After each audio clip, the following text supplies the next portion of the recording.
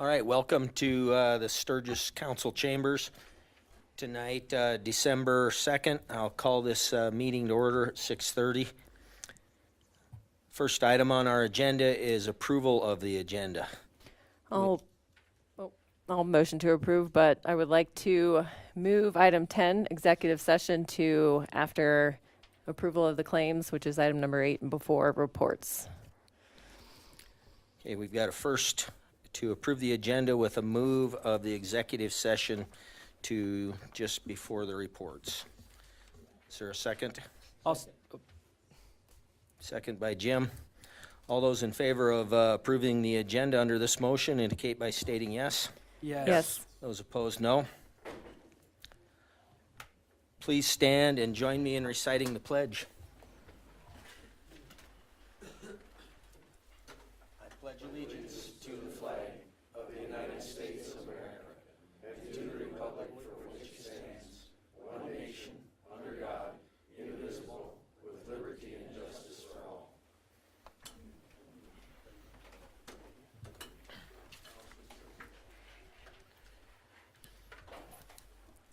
We have a few announcements.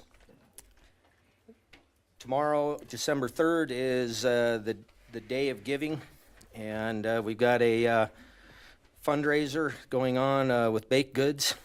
Proceeds for the public library and in the public library.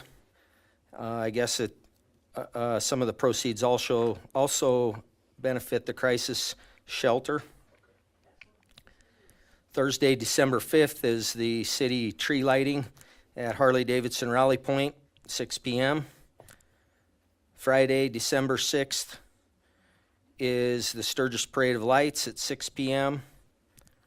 Sunday, the Sturgis Area Arts Council will continue the performance of Christmas music at its 45th annual community Christmas concert.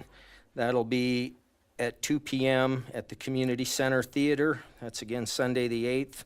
45 years, that's an impressive run.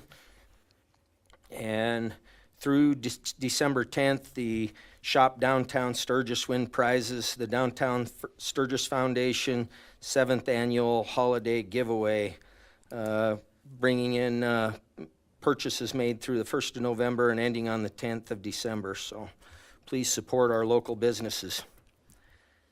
Does any other counselors have announcements or praise they'd like to offer? How about any members of the public? Thank you. Continuing on to item 5 of our agenda, that's come before council. This is a spot where items that are not on the agenda can be brought up and discussed. We have plenty of time for some the budget stuff tonight, so please be courteous with your time. If you've got an item that's not on the agenda you'd like to discuss. Does anybody from council have an item that they'd like to bring up? How about members of the audience? All right. Item 6 is informational reports. We've got a payroll change. It's for a lifeguard at the community center, and we sure appreciate those generally younger people that work these jobs to keep our community center pool safe and open. We got an item on the consent agenda, so there's no reason to ask to have anything removed. It's the approval of the meeting minutes from the November 25th special meeting. Is there any discussion on this item?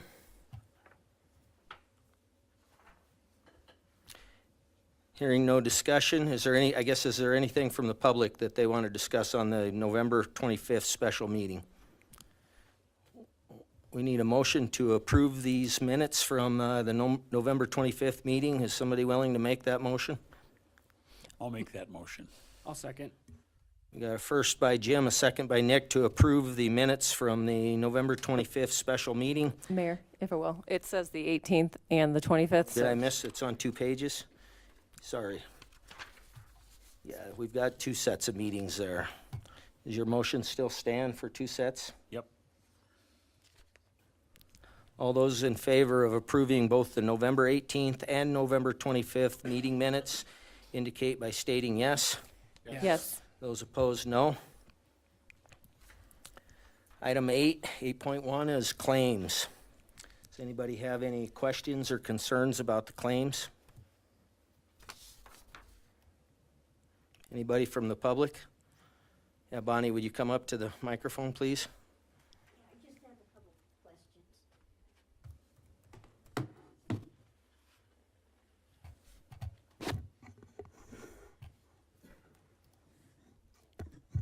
Bonnie Albert Sturgis. On page 16 of the claims, I think that's the second page.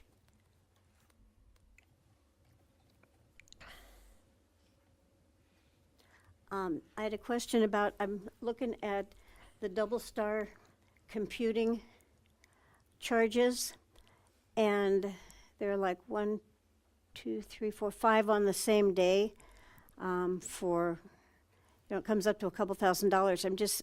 Can somebody explain what those are and why we wind up with charges like that?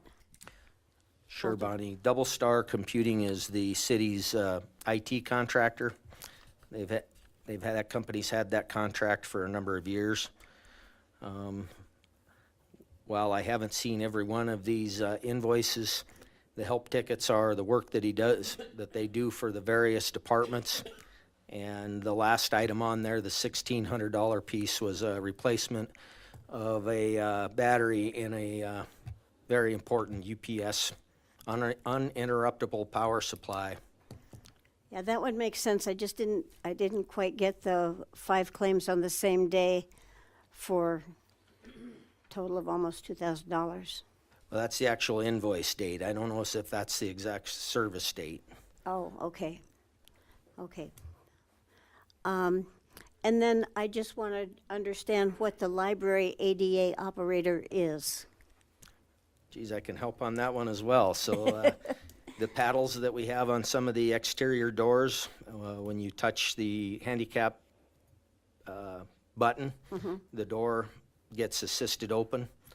The opener on the Sherman Street entrance to the library had a problem with the opener, and our buildings department was working on it, but they actually found a connected but separate issue. So while the opener is working now, we still got an issue with the crash bar, the latch bolt portion of that. So another charge coming on that. Okay. Are they always that pricey? They're expensive. Well, and that explains, because I've also wondered, there are places that I think should have a handicap assist opening and they don't, like the post office. But at those prices, that makes more sense to me why more people don't have those. So thank you. That was useful. No more questions? Hearing no more questions, is there a motion to approve the claims tonight? I'll make the motion to approve the claims. First by Jim to approve the claims, I'll second. second by Nick. Those in favor of approval of the claims indicate by stating yes. Yes. Yes. Those opposed, no. All right, that was unanimous. All right, well, due to our our agenda adjustment, executive session would be the next item. For executive session, we have a legal, contractual, and a personnel item to discuss. Is there a motion to go into exec for those items and remove the counselors to the upstairs meeting room so that the gallery can stay seated? I'll motion to move to exec. First by Ruth, Second. second by Jim. Those in favor of adjourning to exec indicate by stating yes. Yes. Yes. Those opposed, no.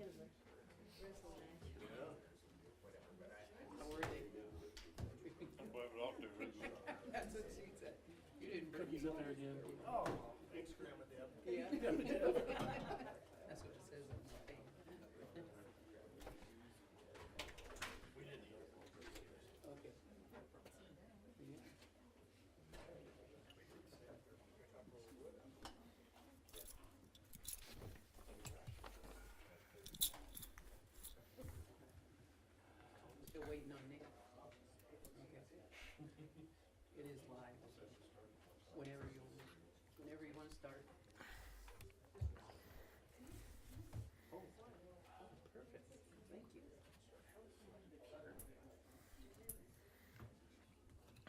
Hey, Justin. That's one in a row. Yeah.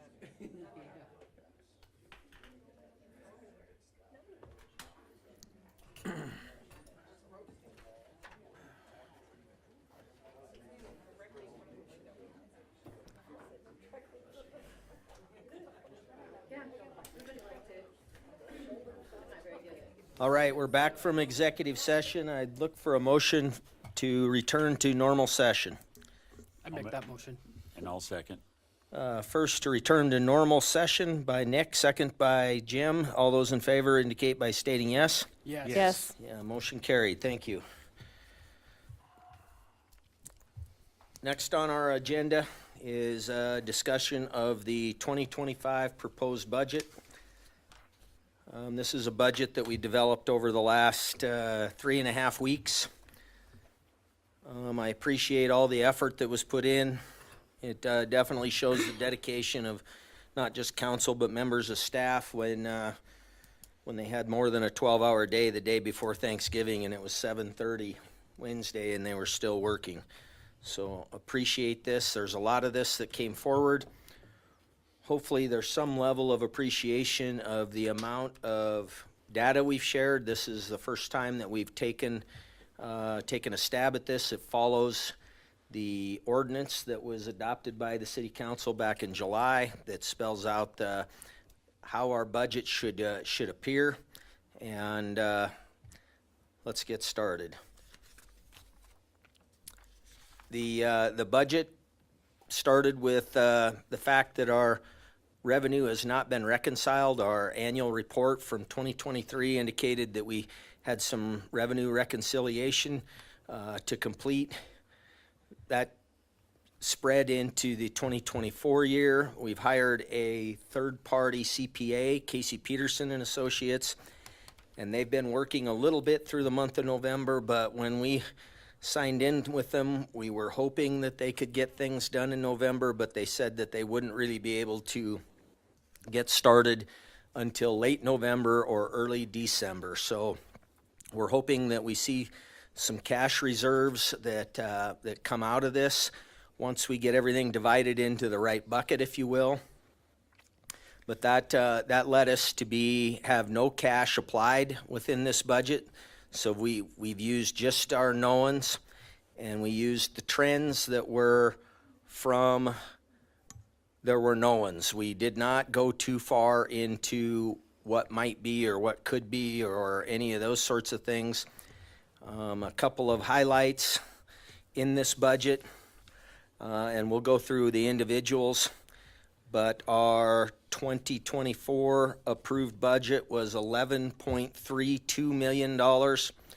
This budget is, as proposed, is $10.08 million. That's $1.25 million of reduction that we've had to do, and that hasn't been done easy. and it certainly hasn't been fun working through this. The need for this has been, and it shows if we review the actual revenue piece, that we had been making transfers out of our enterprise funds, our water and sewer funds, in large amounts that wasn't sustainable. We had depleted the reserves in those funds, and hence the situation where we needed to budget to a level that we were able to maintain ourselves, hopefully keep all of our services whole, keep providing the great things that we're doing in our community, and not cut too deeply.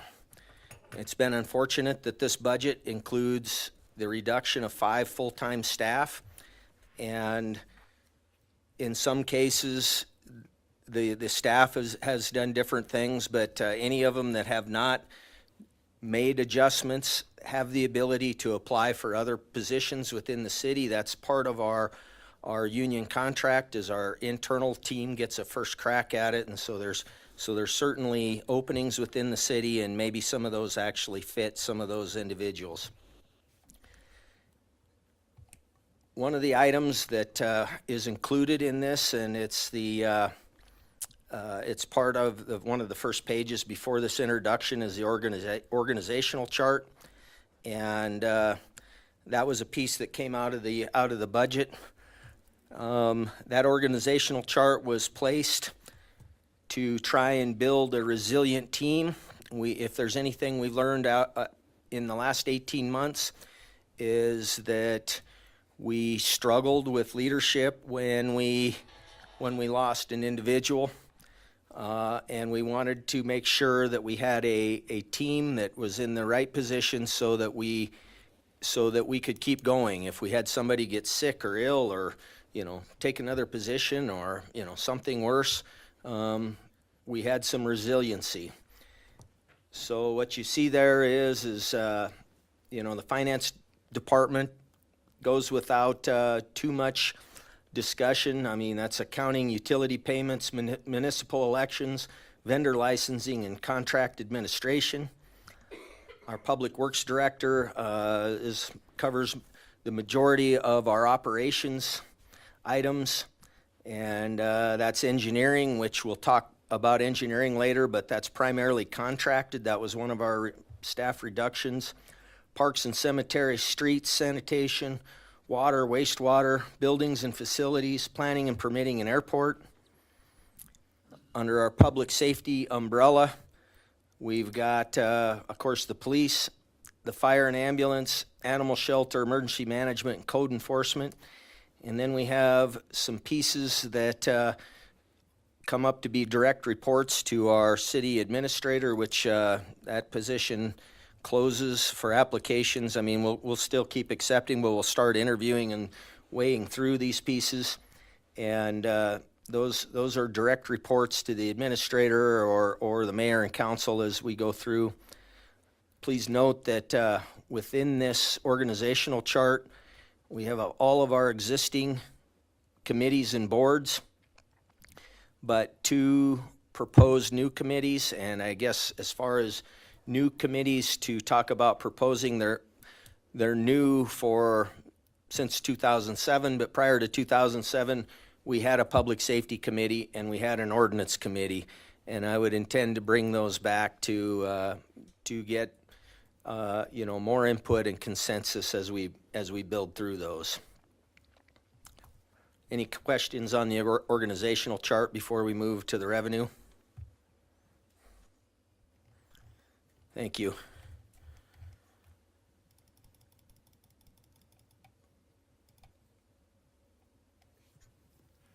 In our revenues, there's a few pieces to talk about in here, but it's primarily the fact that we have made adjustments to the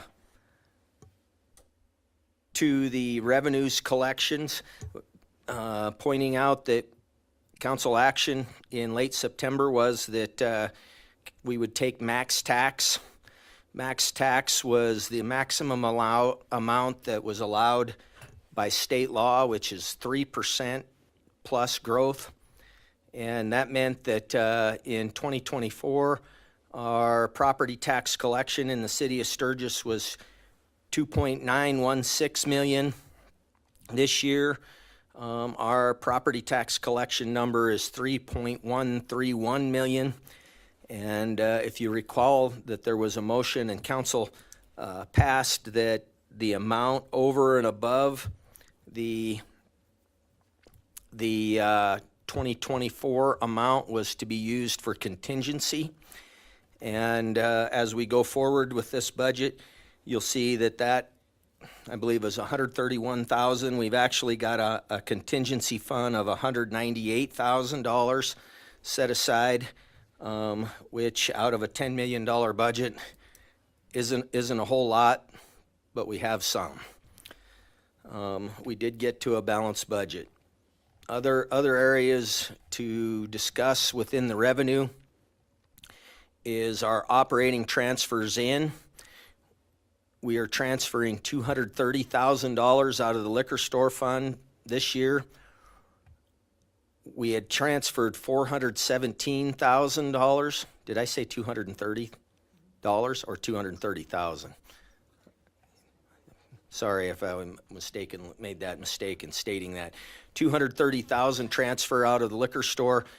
Our budget, our year-to-date actual for 23 was actually 417, but we've left no reserves in our liquor store fund to repair coolers, make repairs on the building, replace their van, different pieces that they need to keep their business running. I mean, we can't take that down to zero every year, and but it is a good talking point that our liquor store, which is ran as an enterprise fund, our enterprise funds are like separate businesses. They're not per se straight as municipal goes. They are to be ran as a separate business, and that this year there's an expectation that we'll transfer $230,000, and as the year goes, there could actually be some additional funds.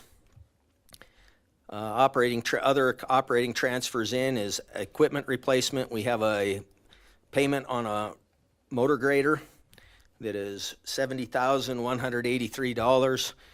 Our auditors have indicated that they preferred to have that payment made out of the budget that the inventory was in, which is streets. So we moved the $70,000 out of our equipment replacement fund, which is funded by sales tax, to the streets department in the amount of what that payment is. And we retained the rest of the balance within the equipment replacement fund, and you'll see that when we get to that individual budget. And a piece that is a little different, we've got $267,000. This is sales tax monies that we are transferring, and it's the bed, booze, and what's the triple B? Help me with the third B. Triple B fund. It's beer, burgers, and something else. So we're transferring that into the general fund. I mean, it says it's earmarked for community center operations, but it's funded, the community center's funded out of the general fund. So one way or another, we're putting some of those dollars in to make sure that we keep our community center up. Administrative charges, this is where there's some significant changes. For 2023, we transferred $210,000 out of our water fund into our general fund. That in a more reasonable level is $75,000. That's for the billing they do and the collections and all the work that we do. Again, water is another enterprise fund, so it's ran as a separate business. So we can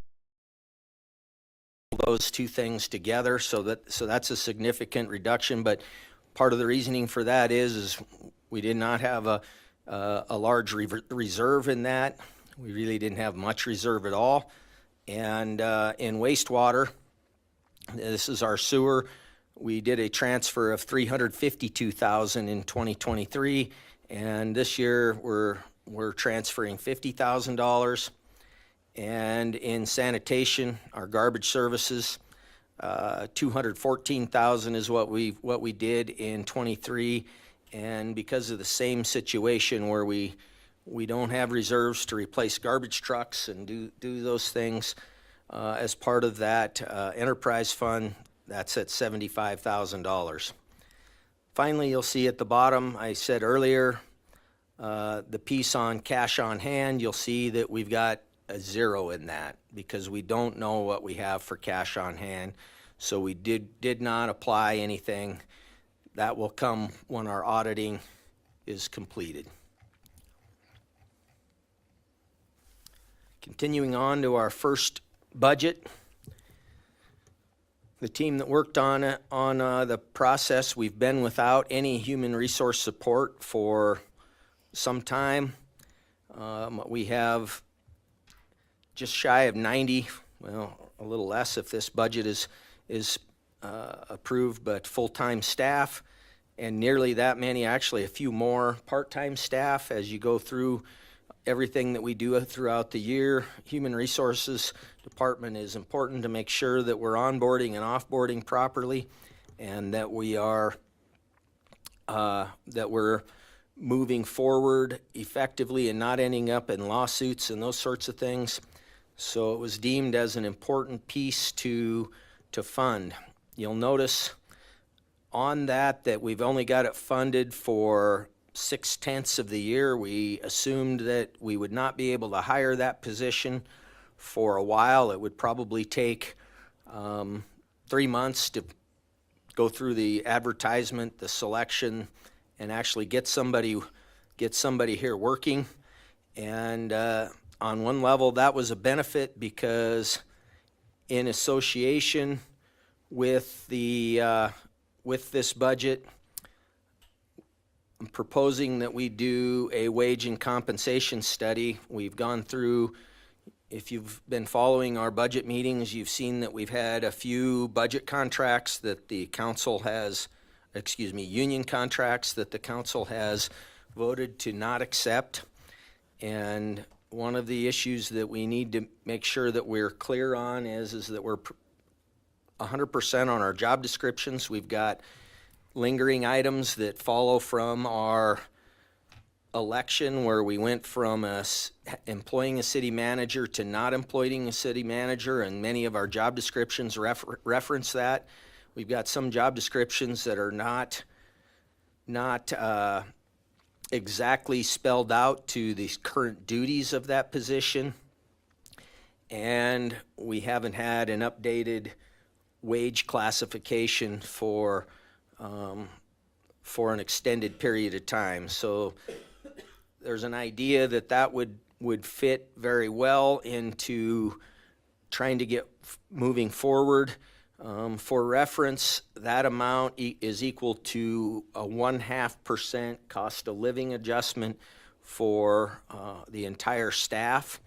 So it does seem like it's prudent to make sure that we are aligned with where we need to.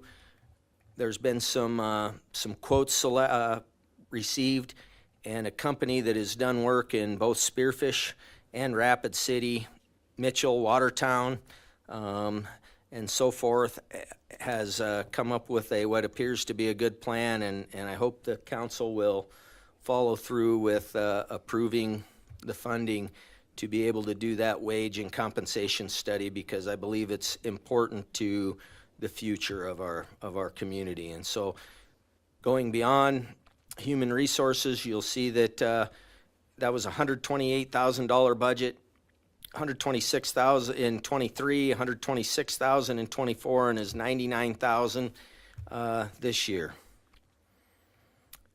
The airport budget has been primarily adjusted to move to Nowens. We sell fuel at the airport, and there was a desire to have some extra funds in there to make sure that we could buy fuel if our fuel sales went to above what is expected. And there's some level of idea that might happen because the 85th rally is a anniversary year, and maybe we'll see extra traffic into our airport, extra fuel sales, and those sorts of things. But after working with the airport managers out there, they understood that we can always supplement this budget if the fuel sales warranted, because we make money off of it. We don't want to tie our monies up though on what ifs. We're budgeting on what is, so as close to known expenses as we can. So the airport budget in 2024 was $336,000. For 2025, the proposal is for $274,000. A budget that we had good turnout and good discussion on. It was one of our, obviously it's near and dear to the community's heart, our animal shelter. This budget was moved out from underneath the police department in 2024, so our data is not as good as some of the other departments where we can look at better trends and get a little tighter. There has been discussion. We have some contracts with the city of Somerset, and there has been some discussion about trying to get some similar contract with the county of Meade. Meade County has indicated that they were open to hearing some pieces about that, while being cognizant that when that animal shelter was built a number of years ago, they helped fund it originally, but the expenses keep going there. An important piece to note within the ambulance budget is they rely on the use of donations. There's actually $20,000 of donations shown in that budget, and that helps us maintain the shelter at the level that they do and not be short on veterinary bills.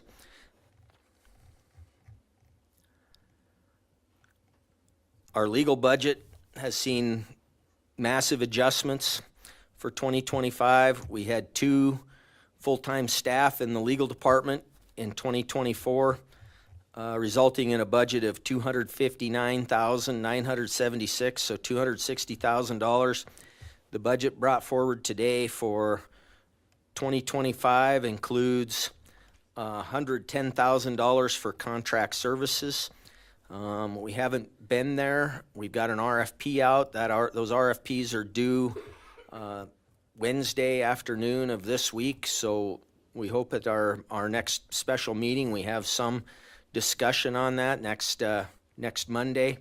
Of note, beyond the contract services in the legal budget is that there's $20,000 set aside for a contractor to do a complete ordinance overhaul and adjust all the city manager references and change that to mayor and council references. Get some other changes. Part of our ordinance from July indicated that we would have a single fee schedule. If you would actually look at the City of Deadwood's website, you would see a very nice single fee schedule where you can look at what the cost is for garbage and for parking fines and building permits and our water rates and everything on one page. And that is one component of many that would come through that contract piece. That actually was a piece that our former attorney, Mark Marshall, had proposed to us, and in this model it appears to fit very well. Not a lot on our auditorium budget. That budget did see some trimming, but when it's a $24,000 budget, there's not a whole lot of room to make adjustments in. Thankfully, Rod Hikus, the department head at the auditorium, came up with a few things that we could make reasonable cuts on and still maintain that building to its current use, which is quite heavy for youth sports and other community events. That building does have some long-term things that we're going to have to be working in, sanding and refinishing the floor. There's still single pane windows in that facility, which causes us to spend significantly more on energy costs to keep it heated and cooled. And the service elevator is got some issues that is going to force us to make some adjustments there.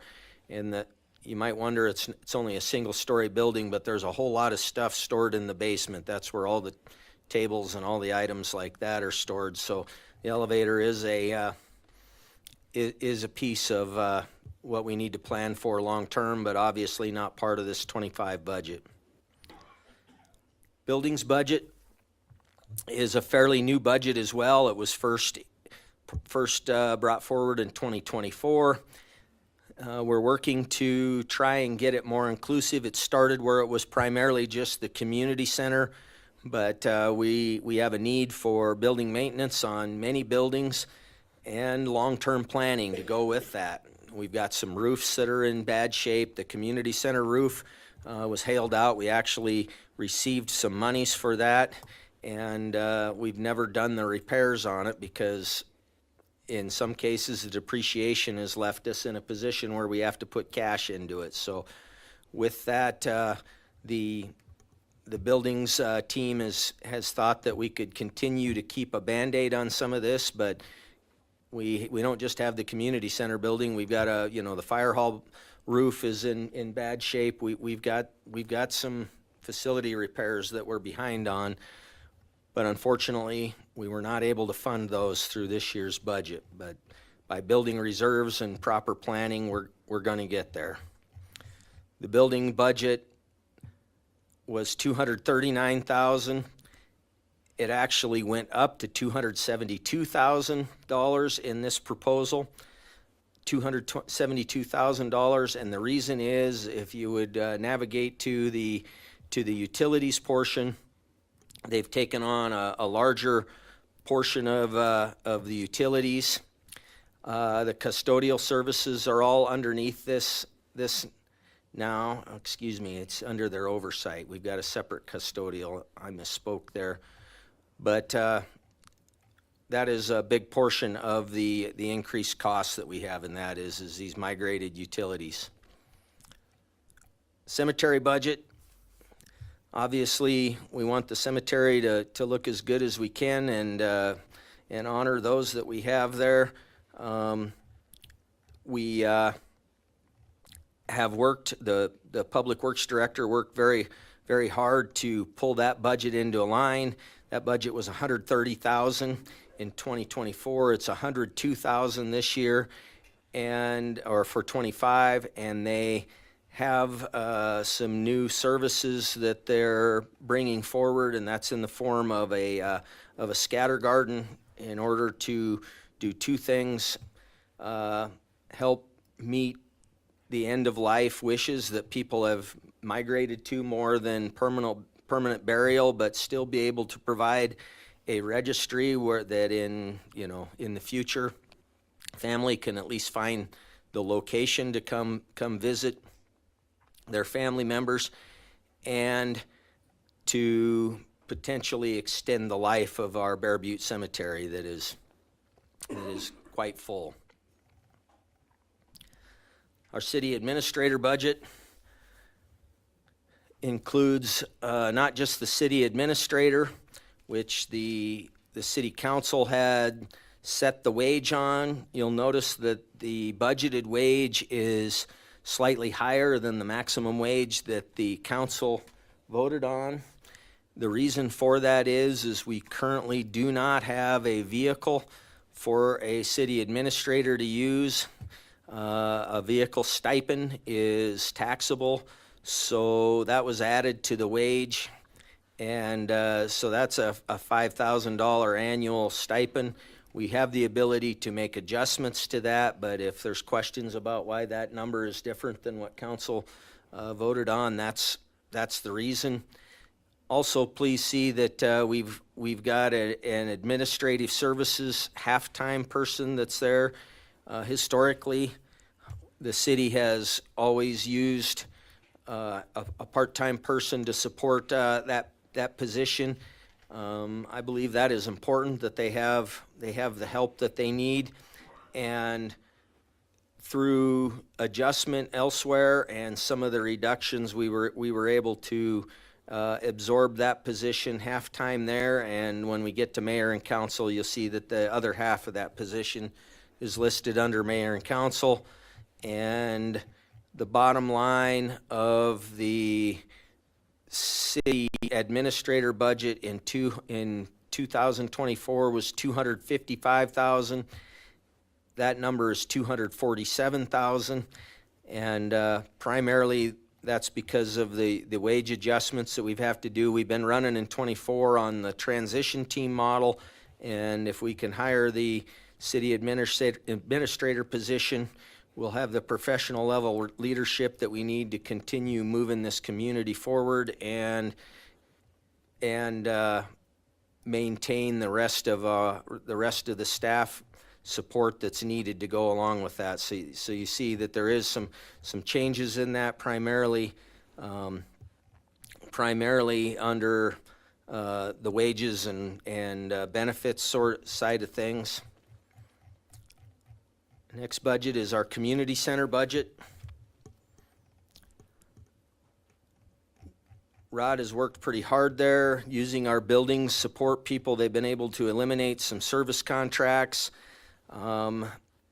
He made some adjustments in the swimming pool area.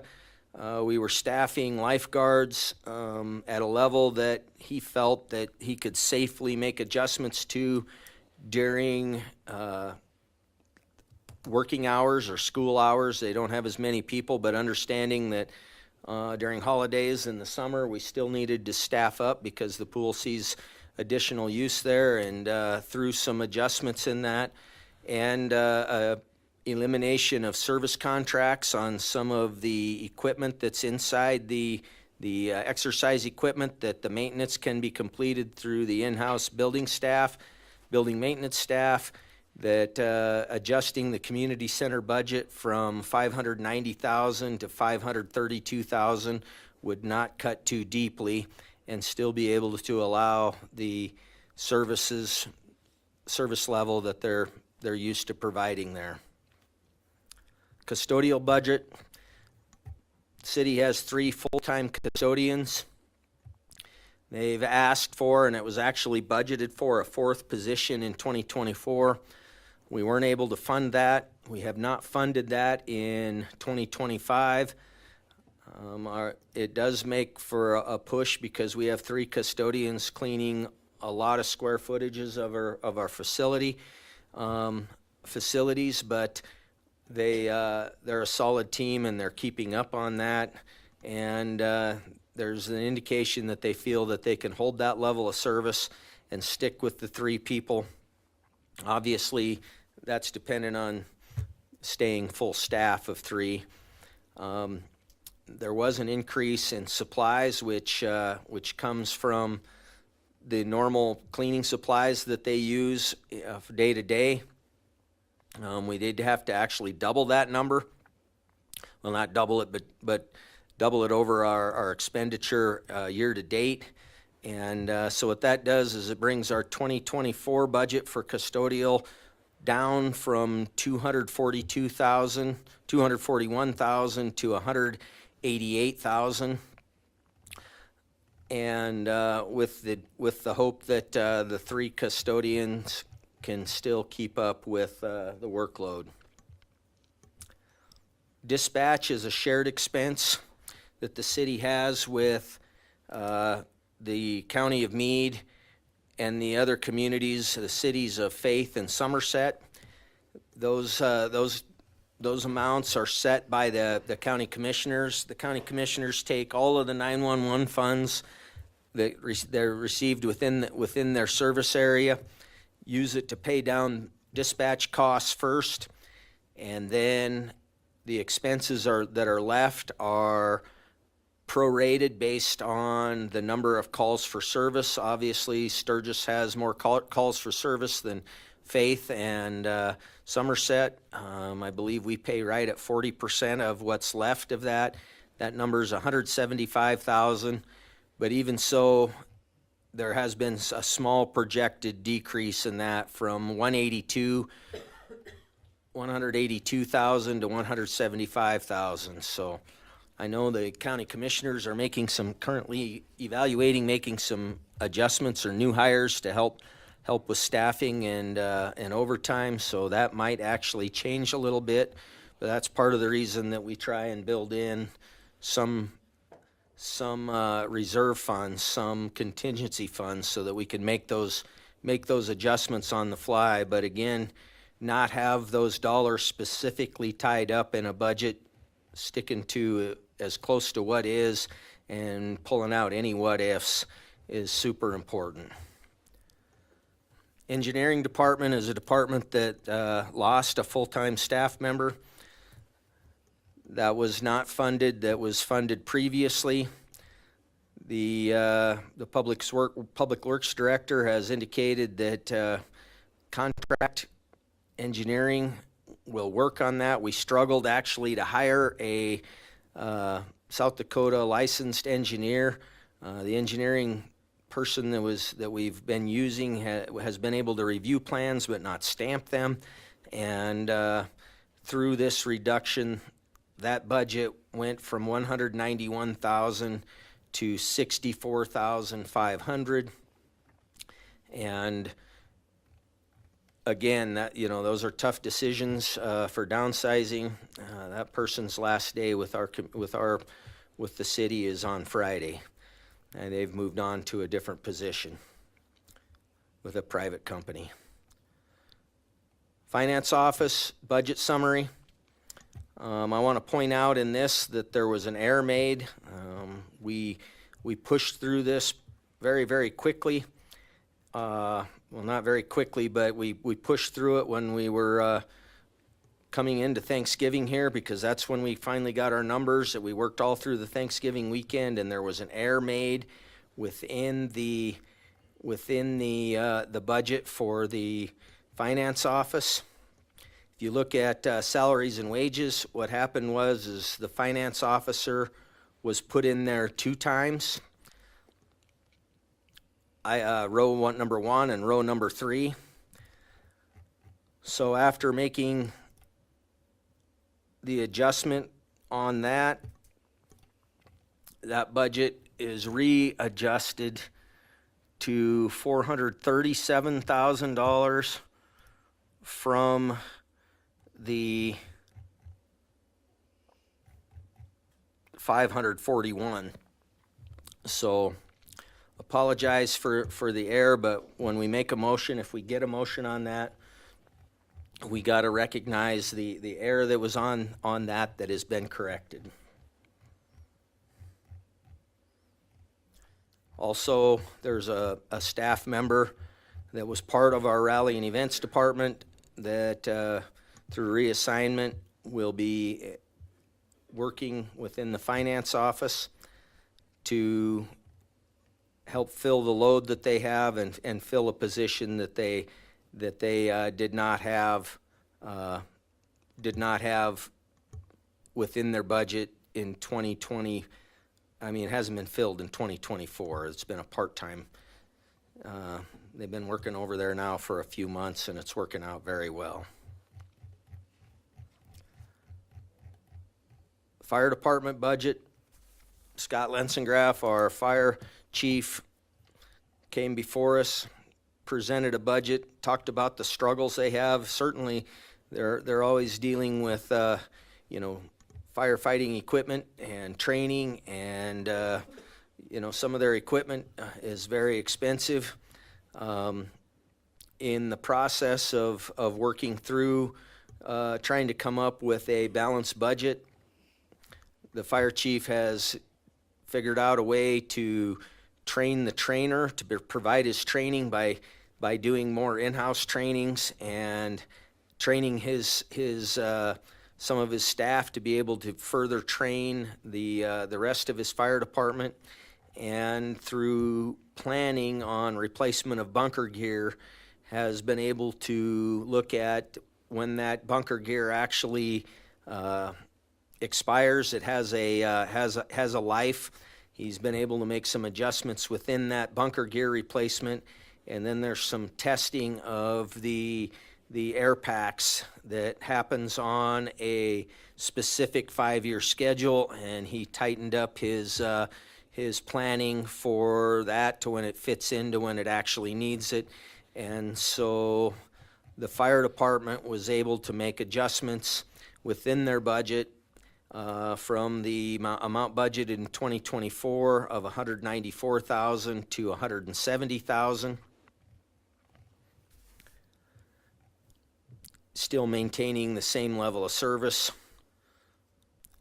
Our fleet budget, that's a piece that fits under our Public Works umbrella, and maintains much of our larger equipment and our vehicles and smaller equipment through some efficiencies they've been able to find through not replacing or having a new hire, a mechanic primarily. There was a position that was not funded. It was budgeted for in 2024. It was budgeted for in 2023. It was actually budgeted for in 2022, but it hasn't been filled to date yet. We're continuing that. We did not provide funding for 2025, and so by actually removing the budget funding and cutting some supplies a bit, we dropped that budget, made budget adjustments from $322,000 to $277,000. So that's a substantial reduction in budget and adjustment, and part of how we're managing to balance this budget. Information technology had been a piece that had primarily been completed by contractors, but there was some in-house IT basic level support that was completed by some admin staff. That is a little bit weak in our program yet. We still have the contractor budgeted for, and it is outsourced. There has not been a lot of traction made because many of the things that we have in this and that we're paying for are paramount to operations. There are server maintenance, our email systems, our backup systems, those sorts of things. But through some of the work, we've been able to move that budget from $59,000 down to $54,000. Our insurance budget is obviously, we don't have a lot of control with that. It's short of surfing companies, if you will. I think all of us can relate to how insurance costs have increased over the last handful of years. And with that, our insurance budget has actually taken an increase for 2024. The budget for that was $341,000. For 2025, what's proposed is just shy of $383,000. Our library budget was another one that brought a number of concerned citizens. We had good comments, lots of discussion when we had our budget hearings that covered the library budget. Our library director brought forward some adjustments to different things like periodicals and some digital pieces that he was able to make and felt that he could still maintain. One of the big talking points was the 2 part-time program assistants that they made a request for a little over $20,000 for. And we've been able to fund. The proposed budget here has some funding for those programming individuals, the ones that do our summer reading program for our youth and all of those great programs. but we were only able to fund that to $14,000. So we're hoping that that they can manage within that and still make sure that we're holding that up. But we did manage to fit in a little bit. For comparison, the 2024 budget was $416,000. This proposed budget is $414,000. We didn't get significant reduction out of that, but we did manage to get some despite increases in wages through insurance costs going up and, cost of living adjustments. The mayor and council budget, we do see some pieces of that we've made adjustments to. One of the heavily debated items was our monthly Sturgis information page, or the acronym we call it is the SIP. We managed to, through some creative thinking and some good sharing of information, found a way to significantly reduce the postage on our SIP while making sure that all of our Sturgis residents, even if they don't have a utility account, get a copy of the SIP. We'll do a better job of distribution within the city under this program, but we're not mailing directly to utility account holders. So if it's an absent owner that lives out of state, they will not be receiving the SIP, but we will make sure that that's available on our webpage and provide notice of it through our social media channels and those sorts of things. The discussion was that we have a whole lot of residents that certainly are interested in it. An example would be Heritage Acres, where all the addresses there do not have utility accounts. The utilities up there are under one massive account, and so they weren't receiving those Sturgis information page publications. We've also researched, and we don't have a final number that we can put together, but we think that we can control the printing cost of the SIP, and we were able to get the annual cost of that down to a $25,000 expense for the entire year, and that seemed reasonable in trying to be open and communicative with our residents. Additionally, as I indicated earlier, there is a half-time person within that is administrative piece to handle publications and writings for the council, for the mayor as well, and that is included in that. Been cuts in travel to municipal league meetings and those sorts of things. We still have the payments. The council has been paying the utility cost at our food pantry for some time. That's an important component of our community, and those funds are still within that budget. Under the other expenses section, you'll see that we made many adjustments all the way through. Some items were tied to a little bit tighter than others. Some items we preserved, some items we had to make adjustments to. You'll see that we did not provide any monies to the Black Hills Community Economic Development Group. We still do have involvement with the Black Hills Council local governments. They provide us a lot of grant application and loan application support, and we've got a forthcoming update to our comprehensive plan coming, and so that's based on population. All the local cities and counties are members of that. We preserved that. We made a $5,000 reduction to flowers and cards and service awards and all those sorts of things. to fall in line with, where we're at. We have no professional services development. South Dakota Municipal League provides us a great number of services, and of course, they've got to set dues. $4,800 was included.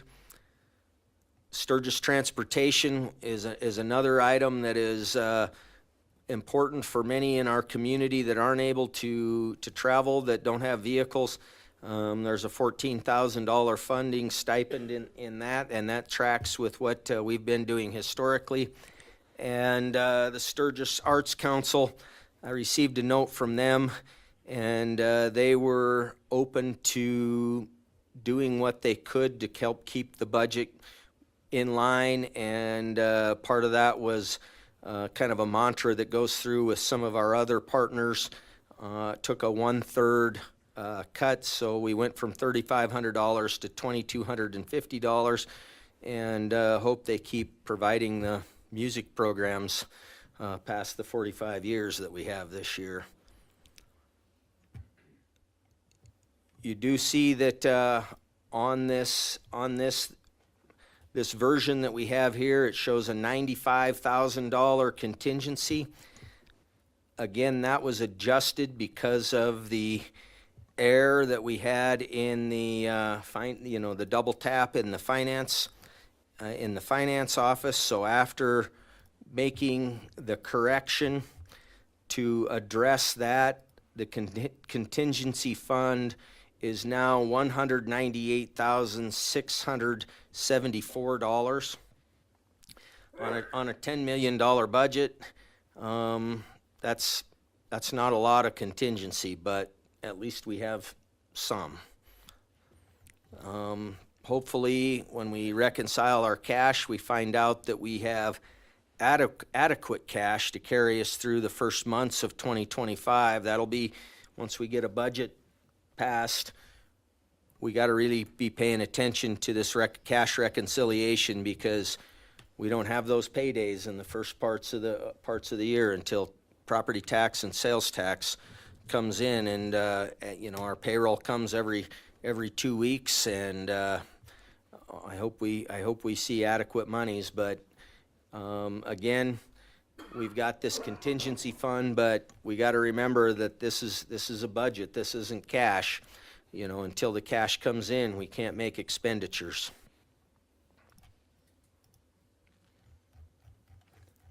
We've been going for a bit. Has anybody got any quick comments, or should we keep pushing? Looks like everybody's asleep already.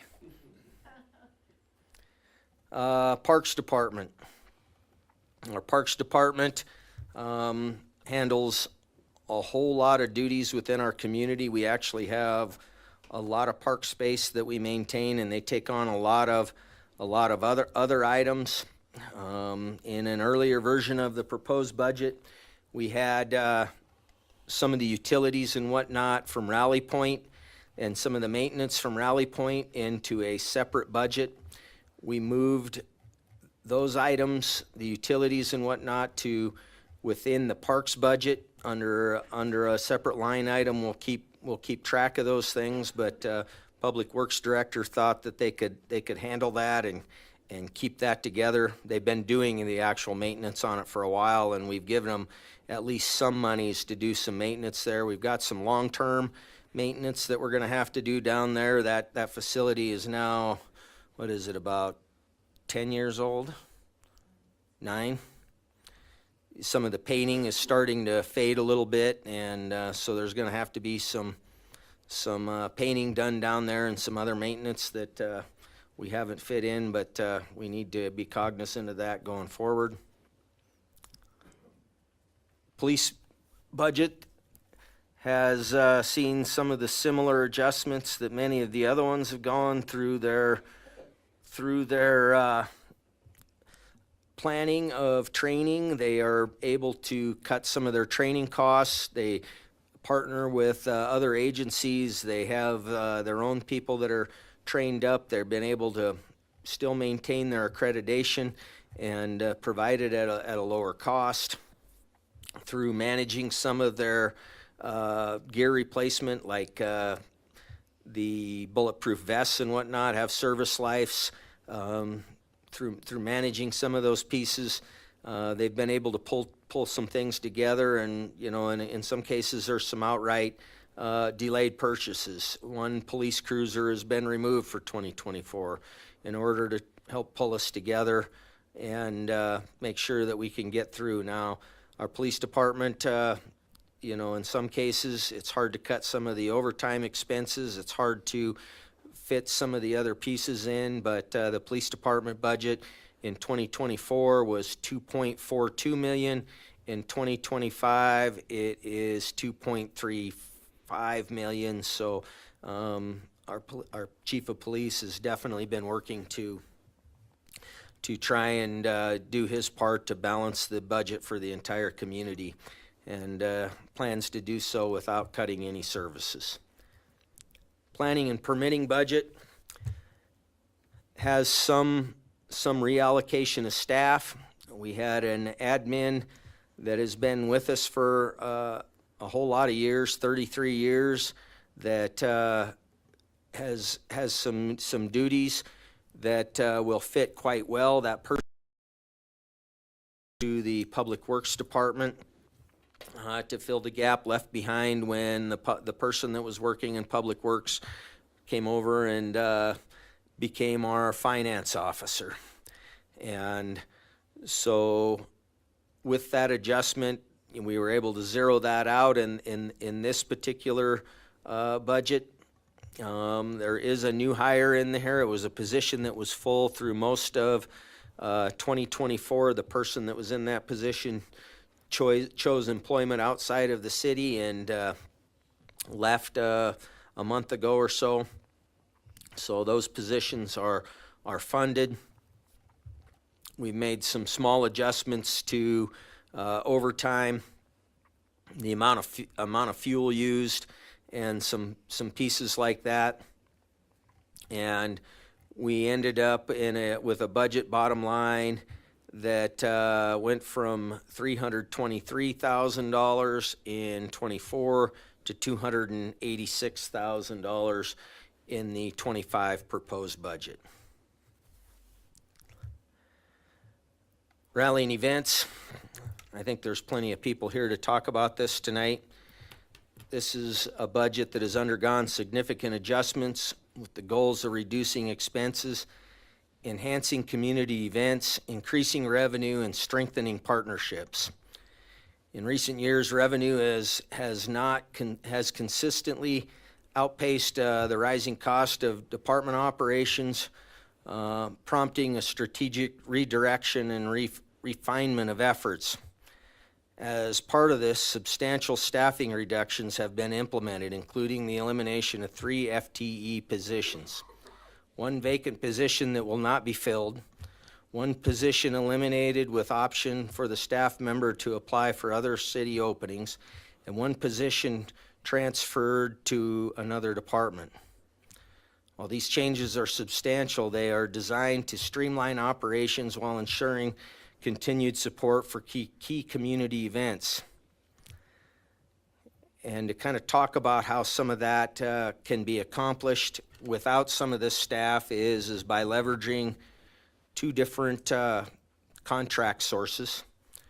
One is the Chamber of Commerce has indicated that for not a large sum of increase in their operations, they would be able to not only provide for our 8 music on mains, and actually 8 that had significant cost reductions as part of the original proposed budget as presented by former Mayor Wilkerson, but 12 events that back right up to the rally and start again right after the rally, helping support our community during these times when we have a lot going on within the area. The rally time expenses, has been nothing confirmed, but there is some ideas that through some leveraged partnerships, we can do some contract pieces and do a better job of optimizing our rally events rather than maximizing them. After looking at P&Ls, there's some of these events that really didn't seem like they were providing a bang for the buck. For example, the mayor's poker tournament or the mayor's golf tournament. Who wants to go do that? I hear the mayor's a chump. So the events that have not been funded but have not necessarily been eliminated is the Camaro Rally, where we've seen consistent diminished returns on that, and through communications with some other community members, that there is a possibility that maybe we can pick that up, but with a different management profile so that we don't make that investment. Again, these items are all made to make sure that our available resources are leveraged and our existing partners are able to cover services and provide the same and even enhanced expectations for our community. So within that, our rally budget has made a significant change of, I need to get scrolled to the bottom, I believe it was almost $680,000. It went from 1.5 million to 817 million, or 817,000, excuse me. And, again, it hasn't been easy coming up with the cut pieces on this in order to balance a budget and still keep our city on the same level of services that the residents expect. Recreation budget is primarily funded by the fees that comes from many of our youth sports and adult sports. Doesn't fund it completely, but it does a good job of funding the majority of that. There were some adjustments made within that. For example, they've ran a concession stand out there at those events, and the concession stand never really cash flowed enough to pay the wages for city staff to still be involved. Rod Hikas, our recreation manager, he indicated that he thought that they could get some of the youth groups and different organizations to sell the sunflower seeds and the pieces that the concession stand has out there. But some of the additional costs that comes primarily for umpires and referees in order to run these recreation events has caused an increase in that from $135,000 to $147,000. And with that, as we approach the summer season of 2025, there's an expectation that somewhere along the line we'll be at least reviewing what those fees are and trying to make sure that they're still affordable for families, but trying to cover some of our expenses. Our street lighting budget does not have a lot of flexibility in it. It's primarily utilities that we pay to keep our street lights on. There are some street light repairs, replacement heads that we have. There's $30,000 in this budget for that. We've had quite a few people ask in recent time why the lights are purple on Junction, and it's because the lights themselves are failing. And we have those sodium lights, the orange ones that have been going out, on a regular basis. So we're changing those out for utility efficiency and, to keep them actually functioning, because it's an important safety part about our community. The street lighting expense went from $170,000 in the 2024 budget to $173,000 in the 2025 budget. Streets budget is one that we have a lot of projects associated with, and it's unfortunate that when we have to start trimming, we got to start managing some of those. We surely don't want to cut all of our street projects if we can help it, because the prices go up for next year to do the same work. But in order to make this budget balance, we had to make some adjustments in those ends, some of the maintenance things that we've been doing, and Public Works Director feels confident, though, that we can make some of these things happen. In this case with streets, it's not a massive cut, but the 2024 budget for streets was $835,000, and the 2025 proposed budget is $812,000. So we've definitely made some adjustments. Geez, I couldn't remember the 3 B's: bed, board, and beverage. I guess beer doesn't fit into that anywhere, but I think that is the beverage portion of it. It is the third penny of the sales tax. The means of finance in that is expected to be $473,000 for 2025, and that funding is in some cases allocated for not all but some of the Rally Point utilities, and we've got some investments in there that we've historically funded out of this that we're going to, hopefully with approval of the council, continue with. One of theirs is our partnership with Sturgis Economic Development Corp. They have actually, we funded them out of 2 separate areas.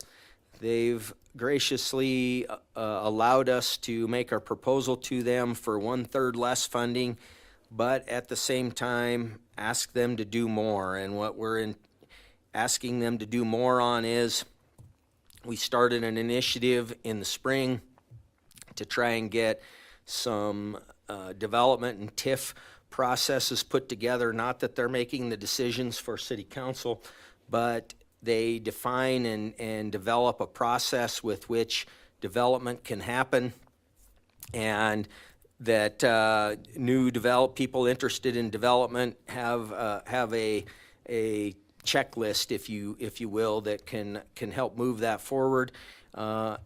Additionally, we talked a little bit ago about the comprehensive plan update, and a big part of the comprehensive plan update is understanding exactly what we've got for metrics. I mean, we made assumptions when the plan was developed, and now we need to see how many of those things actually came into fruition. For example, one item was what our population would be. Did we hit that population mark? We needed a number of single-family units, a number of multifamily units, a number of, there's a whole bunch of metrics that we can do a very comprehensive, in-depth look at to pull things together. And given our lean staff situation that we're working through, we feel that, or I feel that there's value in being able to ask them to do more for less, and they responded with that. The same with the Sturgis Area Chamber of Commerce. You'll see that their funding is below what it was historically, but if we would circle back to the rally and events budget, you would see that they had a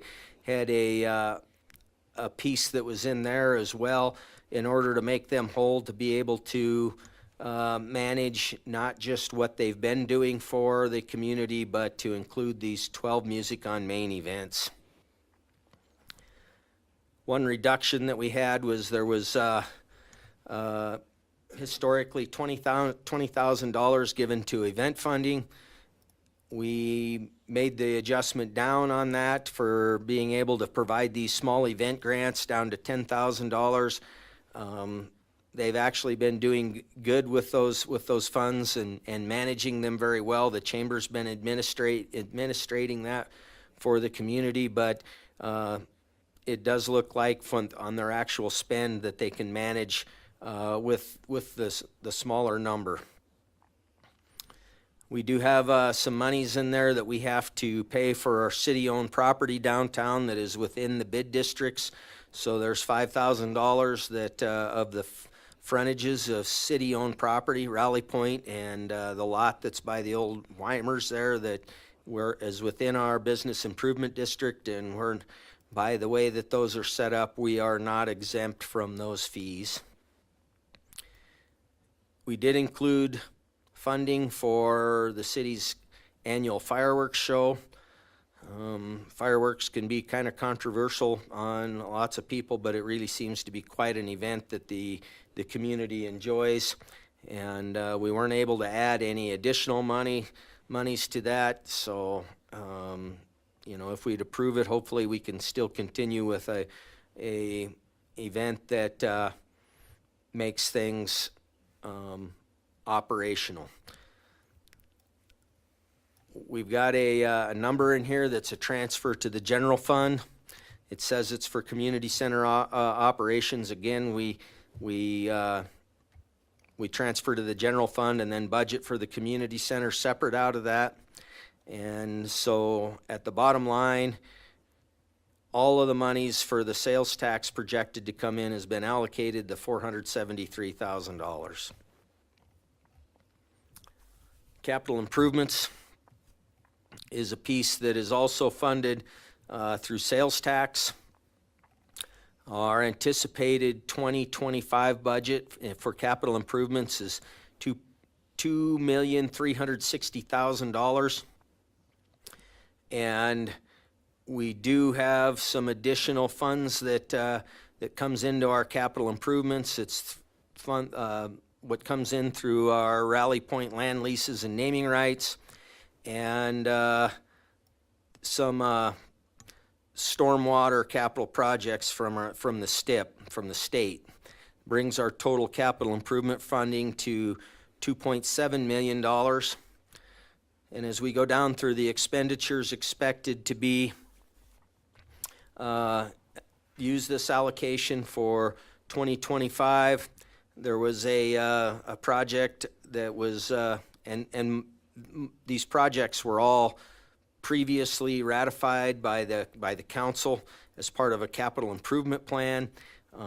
Many of them come with large amounts of grant monies. So we've got a Boulder Canyon bike path piece that the DOT is actually managing, and if I recall correctly, Rick, how much is the DOT giving us on that? 80-20 split. Yeah, so we're paying 20% of the cost. The DOT is paying 80% of the cost on that extension. You'll see that there's two other needed capital improvements within the community. Moose Drive, which needs drainage and road improvements. That road is in very bad shape. And again, it's the same deal where it's an 80-20 match for the tap, but we don't even have a sidewalk that comes down Moose Drive. So we do have pieces in there that are going to be wide safety enhancements for our community. There's some general street maintenance and improvements, $150,000, but you know, obviously that's going to only go so far for us. But a big uplift is the replacement of the traffic light at Junction and Ballpark. Anybody that's spent much time around has seen that we've gone through different pieces of that. The light itself looks very well, but the control system behind it is obsolete and needs complete replacement. We've got a lease that we pay out of these funds against our fire truck for our fire department, and we have some debt service in there. Two debt services are, you know, some of the existing bonds that we've had for a number of years on many things that have been combined. We've got a $390,000 a year payment on that.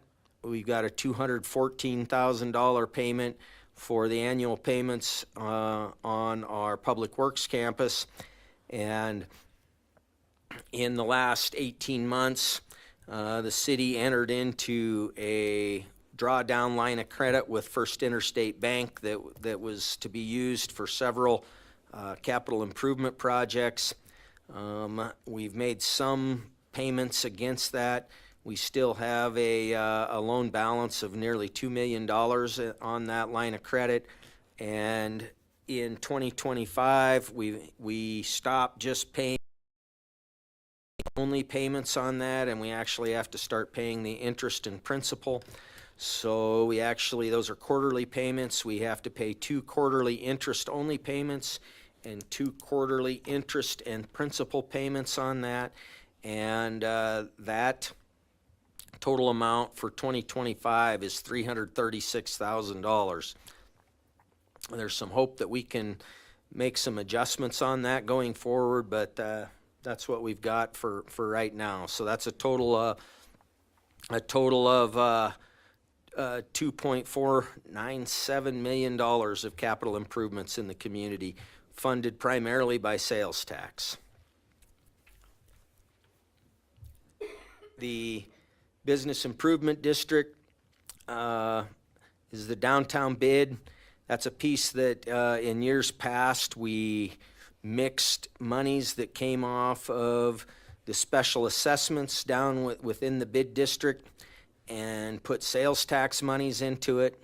For 2025, we've moved all of any type of funding out of that budget and put it into what we were talking about in the rally and events piece, because it made the budget definitely clearer and easier to understand and in one place.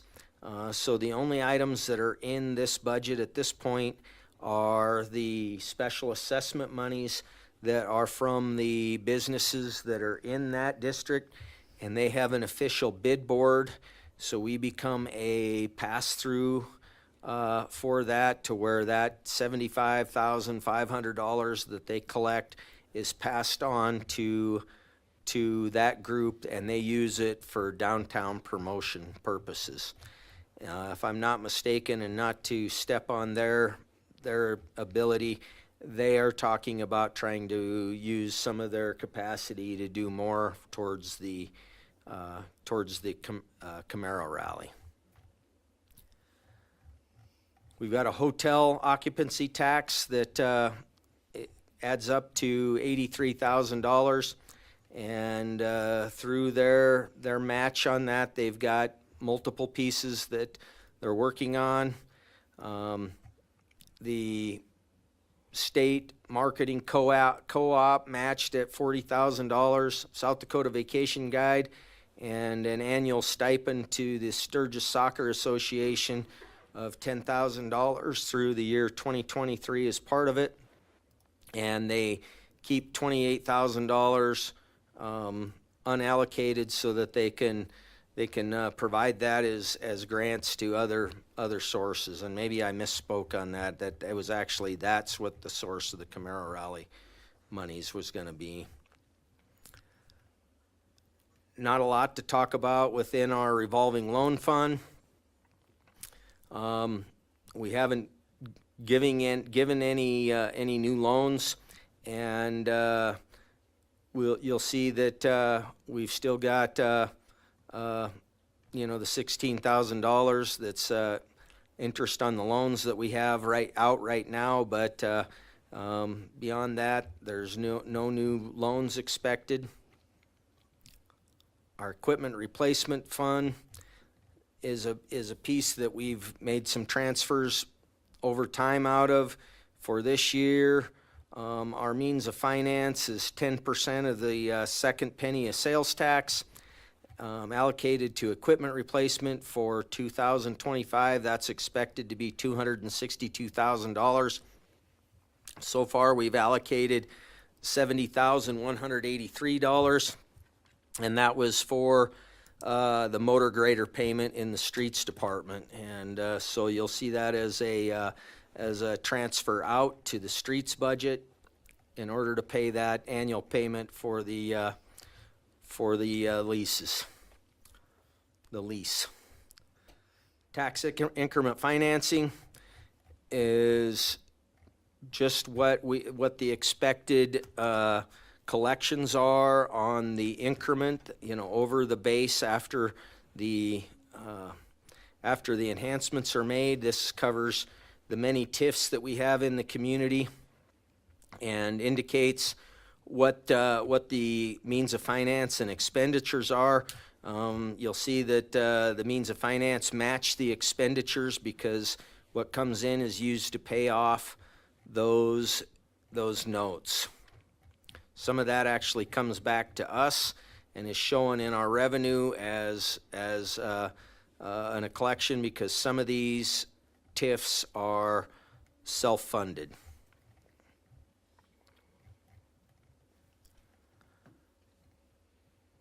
Perpetual maintenance, no real changes there. We keep trying to keep rolling over the perpetual maintenance. That's part of our cemetery lots that we sell. The Alice Wiggins Dunn Trust is a piece for the library where they collect $12,200 a year and put it into their programming.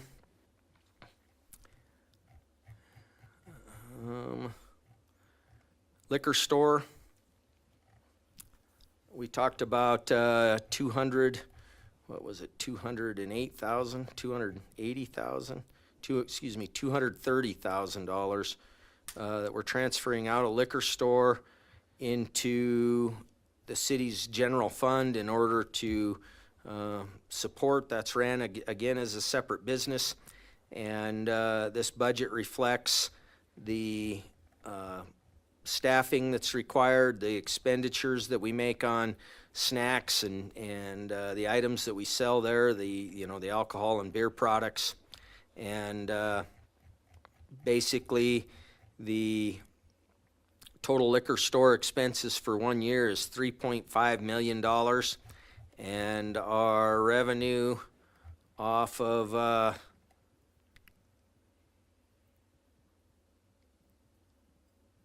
this is $3.6 million, so that leaves the profit that we can transfer the $230,000, and we leave $61,000 in the liquor store contingency fund for building repairs, cooler replacement repairs, and one item that's on their radar coming and they're trying to build for is a delivery van replacement. That's how they actually see great cost savings by transporting the liquor out of the distributors' warehouses and hauling it ourselves rather than having it delivered. Water, wastewater, and sanitation are again all three enterprise funds, is just like liquor. They're ran as separate businesses. And so the process of going through the 2025 budget included some adjustments, but primarily we stuck heavily to trying to make sure that those funds were not too heavily burdened with transfers to the general fund so that we could get some reserves built up in these three funds, because we had basically ran those to the very bottom, and we did not have reserves to cover well repairs, sewer line issues, our water treatment plant issues, garbage truck replacements. And so in the process of that, we've made sure that we haven't done the same level of transfers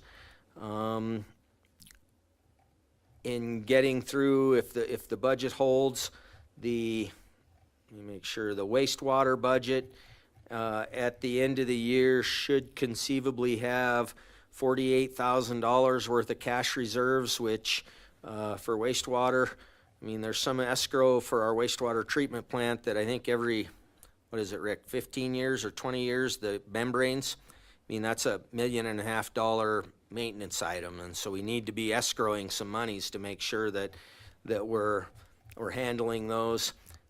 In our water budget,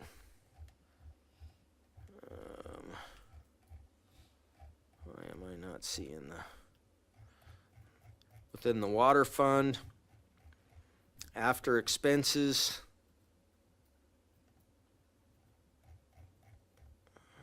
doesn't it show me my?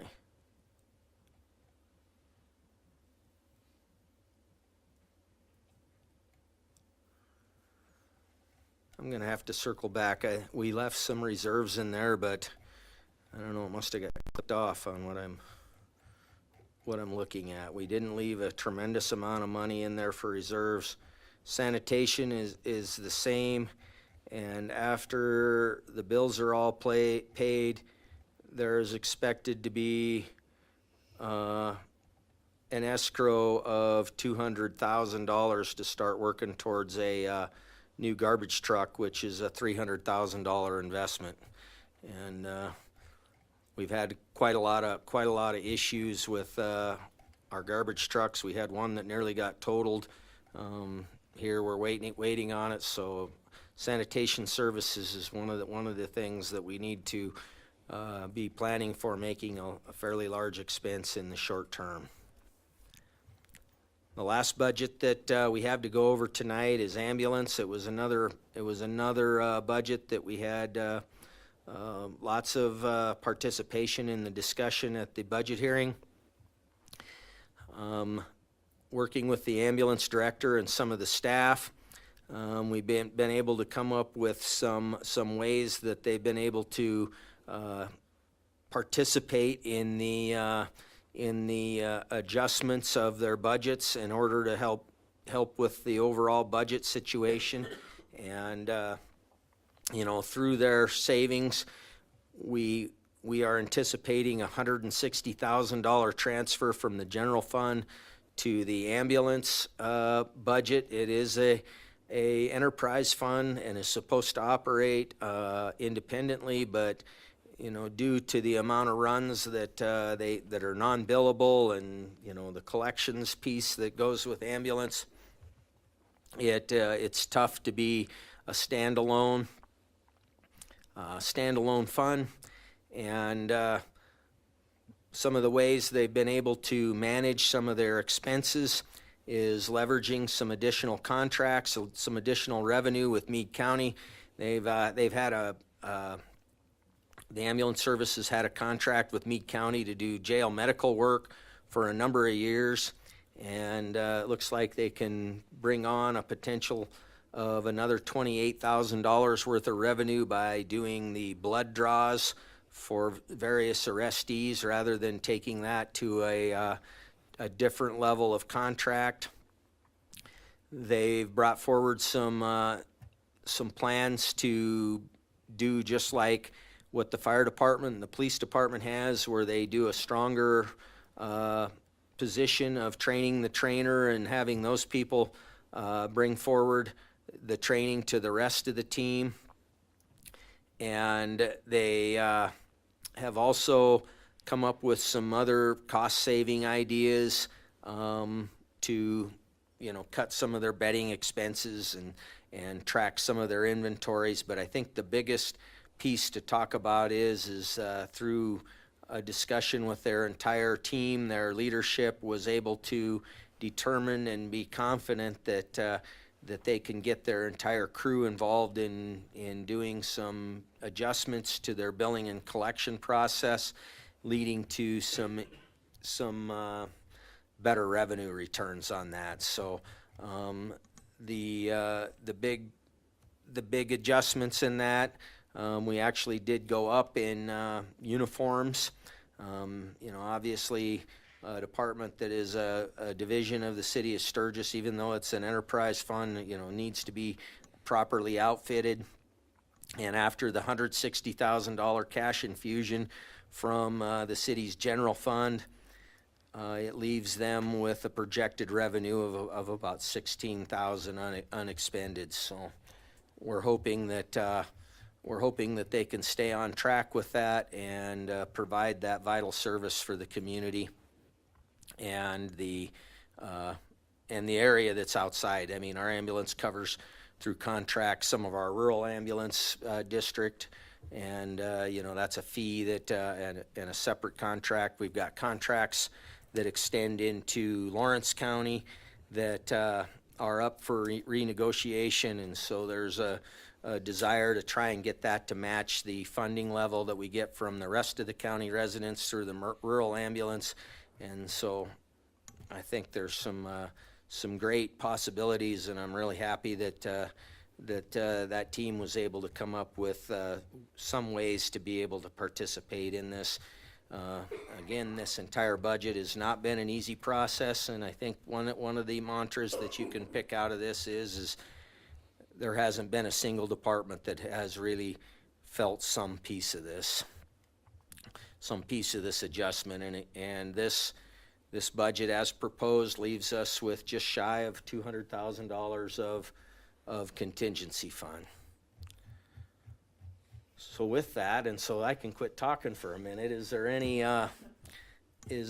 questions from council? And then I'm sure that there'll be questions and items that we got to discuss from the public.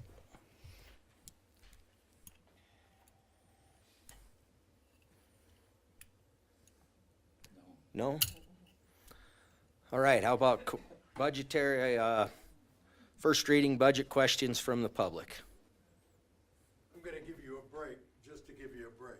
Thank you, sir. Congratulations, it was a hell of a job. My name's Keith Ball. I actually have a confession, I'm not a resident of Sturgis, of Boulder Canyon. I hope that doesn't, you don't hold that against me. But regarding the budget, the business with the accounting firm, how do you feel that's gonna go? Well, I hope it goes very well, but I mean, it's hard to tell. We do have, connected actions all the way through. For example, revenue hasn't been reconciled that's been collected for the ambulance. So we haven't put the monies out of our main checking account towards the ambulance per se. I mean, it's not that we might not have it there, it's just that we haven't put all the dollars in the right bucket. In other words, if you would look at our bank balance, it might look about it as maybe some of our checkbooks when we were like 19 years old, that, geez, I still got money, I can probably write a check. But, if you reconciled the account, we might not have as much as what we would expect. Right. And so, at the end of the day, you really don't know where you stand with or without your budget, right? Well, all we know is what we do have, and that's the cash collection piece that is part of our means of finance. Right. But back to our revenue page, we have not included any applied cash. So we're hoping and praying, honestly, that after our reconciliation is completed, that we have enough cash. I mean, it costs us about $175,000 every 2 weeks for payroll. We have to have enough cash to carry the community through January, February, March, and April until we get into May. And, that's what we're hoping to see come out of the cash reconciliation is that we have the funds that will allow us to keep operating. Keep going now. Yeah, keep running. Otherwise, we're going to have to come together as a council and come up with a plan. Right. Have to regroup a little bit. Regarding revenues, do you see anything when you're studying the revenues that could be enhanced, that we could be making more money on? Well, one of the Four more liquor stores? Well, it's a city-owned liquor store. I actually received a call from a constituent today that talked about, could we make more money off of, if we voted to not have a city-owned liquor store?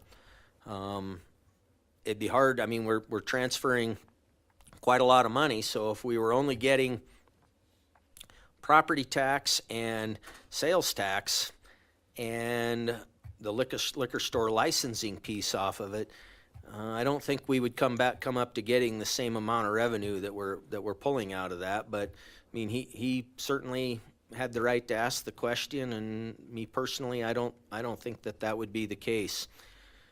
We're always trying to leverage the rally revenue, and but that's also one of the the easiest but hardest places to make adjustments to as well.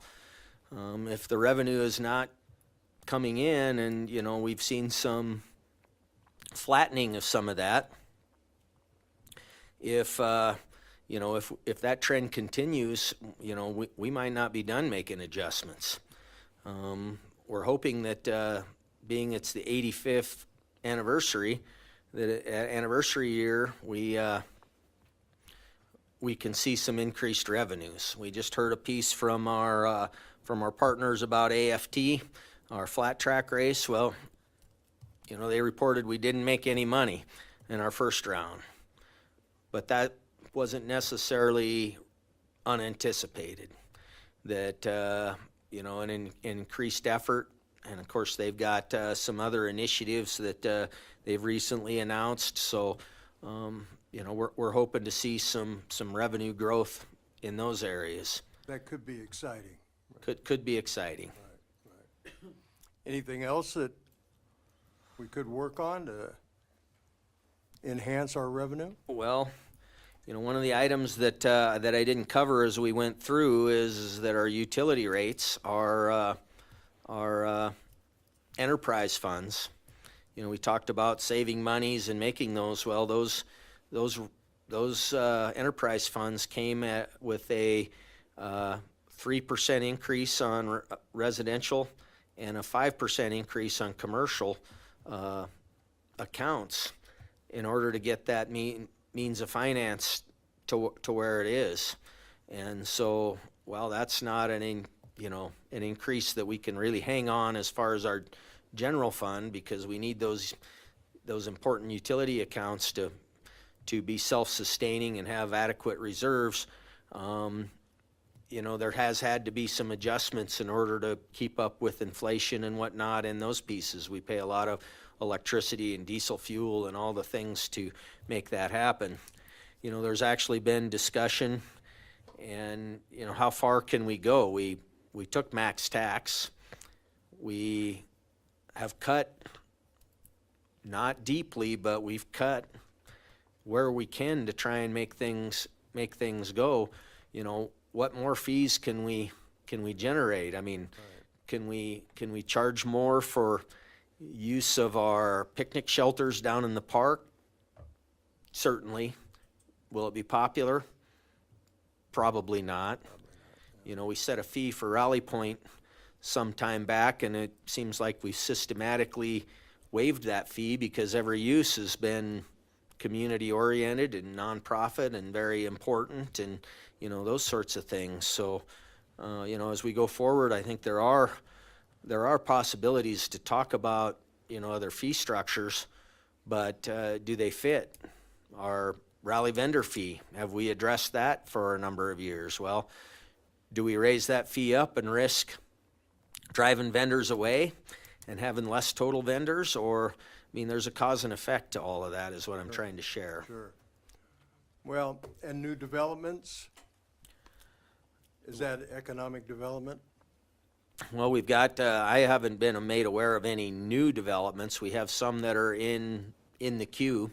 There's just recently some dirt that started to get moved on the dump hill along Avalanche Road. That's part of a planned unit development that has been in process for a while. We've got several other, you know, areas that are in various stages of development, and we've got other properties that have had limited discussions about potential development, but that haven't gone any further than that. I think, you know, one of the questions that's been posed to me for quite some time is are we doing any more self-funded TIFs? And obviously, we don't have any cash to self-fund TIFs, but, you know, we're probably not going to be doing any of that sort of stuff. Right. There's a couple more assisted living projects, aren't there?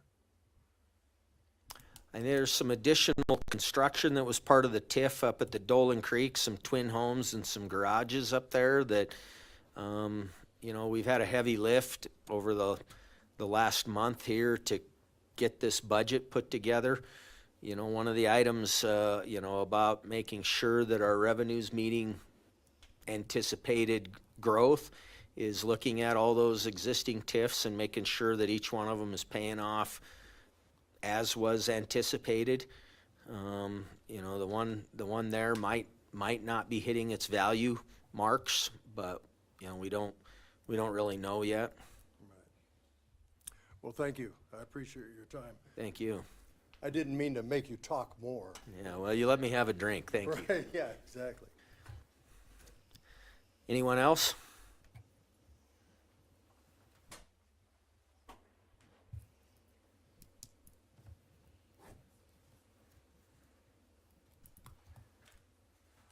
Don't worry, you guys don't have to answer. This is more of a statement. My name is Tammy Even Cordell. As of this minute, I am still the Rally and Events Director. My parents raised me to work hard. Idle hands do no good. Be honest. Always do what you say you will. Be true to yourself. You have to face yourself daily. Always take the high road in spite of others. For those that do not know much about me, I will summarize. I have a Bachelor of Science in Business Administration with emphasis in office management and accounting. I have a paralegal certificate. I started in the city in 2011 as a water clerk, became the office manager, moved my way up to a legal development assistant, assistant to the city attorney, and city manager, finally becoming the Rally and Events Director in May of 2022.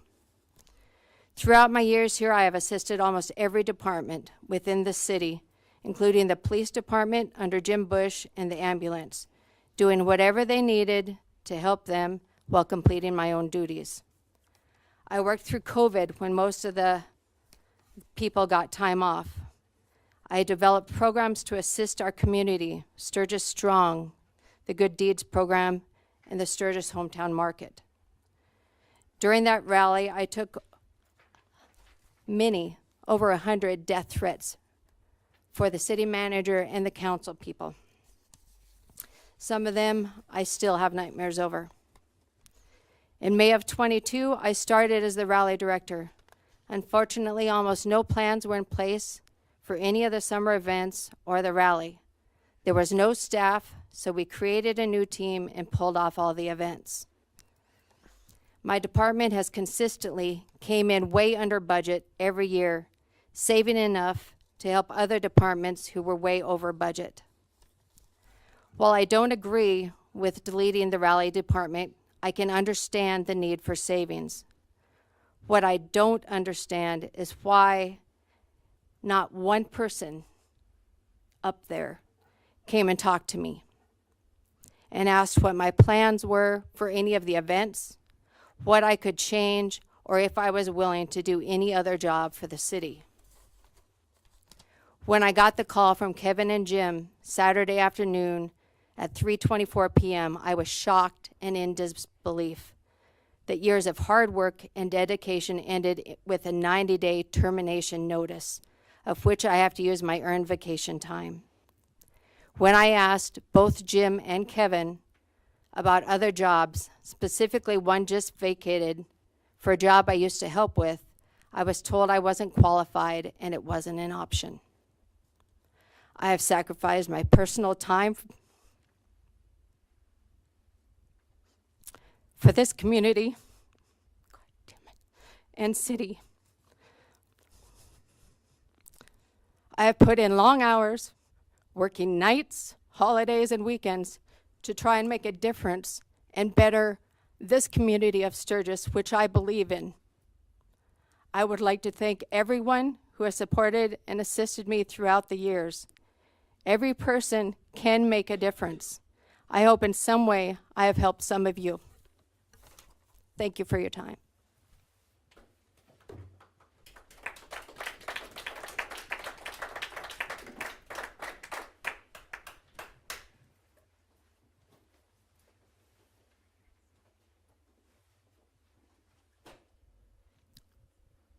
Any other comments?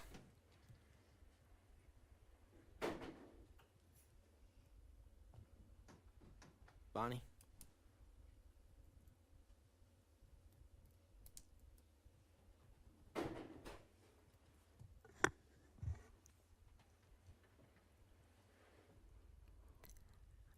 I know that I see things and address things on a very small scale compared to what you folks have been dealing with.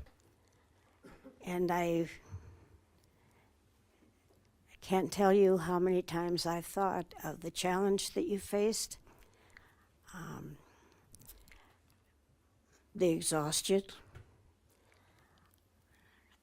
the learning curve.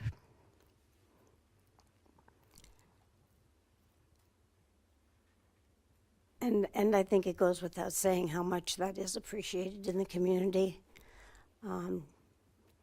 even though there will be points of pain to many different people from the decisions you've had to make. But the Girl Scout in me says, when do we turn back to our community and say, what can you do to help as an individual? Because I think Tammy's right. Excuse me, I've got this frog. Every person can make a difference. And I've talked jokingly about the dog I've been walking lately. And as you know, as I make the loop around the block and I see the litter on the ground, I see people not cleaning up their leaves and taking them to the dump, and then they wind up in the street. And the city deals with the street. And I think it's time that point by point we start an education plan, an education process of teaching people what they can do to be pulling on the right end of the rope to reduce our expenses as a city. I go out to recycling and I see that people have hauled things to recycling, that if they could get it to recycling, why can't they get it to the rubble site? And I just think that there's a wake-up call that has to come to our community. And I know that I'm a boomer, so I'm a child raised by parents who were raised in the Depression. And, so we read The Five Little Peppers and how they grew and picking out the thread of basting to reuse it. And that's just part of my ilk, is to be conservative and not to be wasteful. And I'm an Army brat, so never once have I thrown a gum wrapper out the window of the car. But we're not teaching ourselves. We've got a couple of generations here that haven't grown up with that kind of expectation that you would be responsible for the air around you. And I think it's time we started that education. I have to tell you that I live right there where the kids come out of the school and go under the viaduct and over to do their PE, wherever they do their PE, and they come back, and there's always a string of Dum Dum wrappers, Tootsie Roll wrappers. Why is that happening? And why aren't the adults with them pointing a pick it up finger? I just think we have to do more education about what the community and what the individuals themselves can do to help with the expenses of this community. And cleaning up my own leaves and keeping them from going in the street. And when I get mine cleaned up, if they're at the curb, if they're in the gutter, I need to clean up those too. To haul my own broken stuff to the rubble site, not sneakily dumping it off at recycling. At figuring out how we do recycle and putting the right things there. I mean, honestly, if you can haul all that styrofoam to the recycling where it's got no place to go from there, why can't you take it up to the rubble site? We need to get smarter. We need to behave better as individual members of the community. But something has to awaken that awareness that every one of those things is an expense to the city and a tax on the budget. And when you say, what can you do? Well, when our revenue comes from sales tax, you can shop at home, for crying out loud. Why are we driving to Rapid City to put our sales tax dollars down there. Yeah. We Bonnie, need it here. You're making good points, but I gotta ask you to stick to your I'm done. 3 minutes. That's You, it. you have a comment directly about the budget? Good job. Hard, but good job. Any other comments?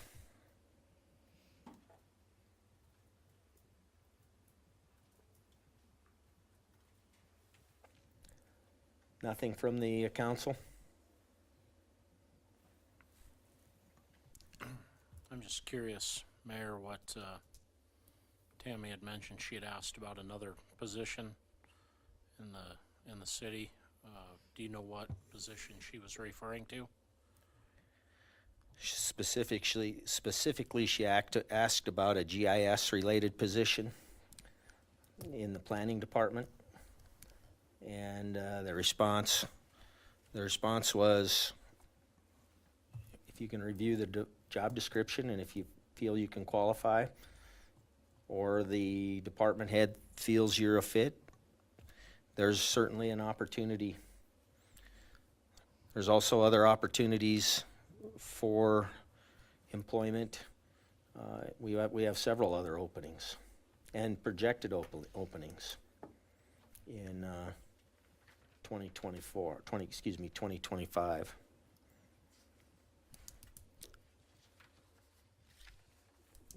Is that your recollection, Jim? That's exactly, and what I'd say, Jesse, is that what Kevin said was that the jobs may not be at the same caliber or salary as what is now being paid for the rally director. It might be a lesser payment, but that it's certainly you're able to get into that if you wish. Thank you.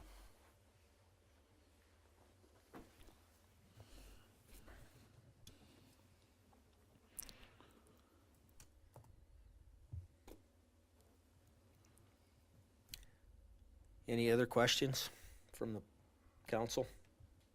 Public? If not, do we have a motion on the first reading?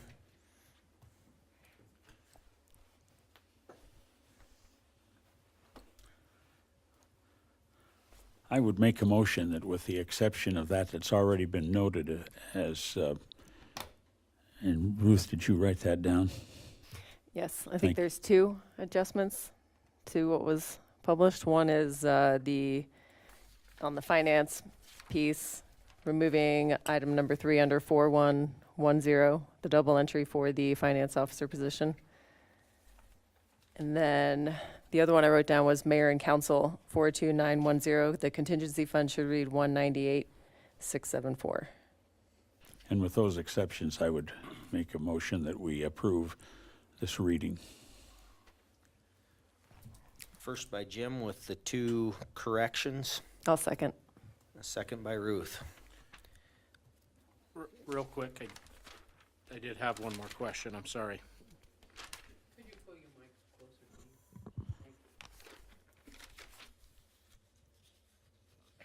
please? I've got to find it here.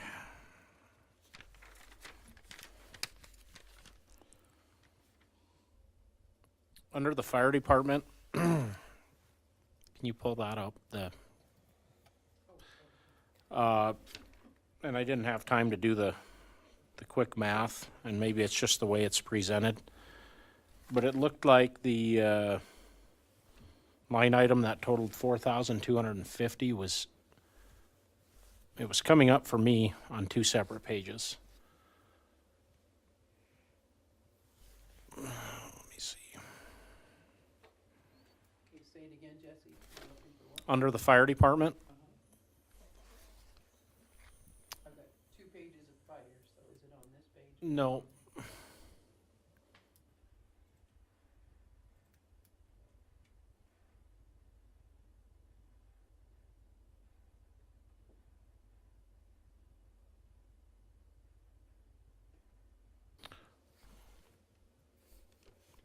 Maybe I was not seeing that correctly. Okay, never mind.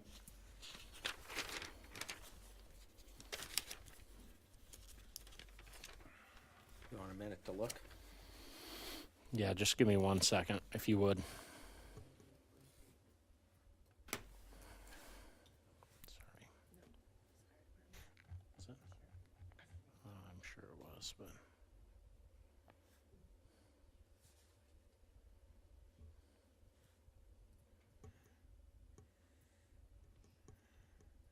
$4,250 is the number you're looking for? Yeah.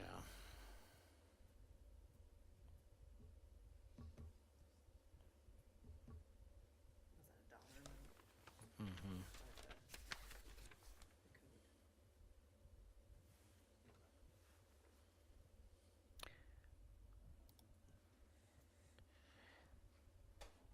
It might be a code. I searched the entire piece for Oh, 4,200. yeah, maybe it was the code was listed twice. Maybe that's what I'm seeing.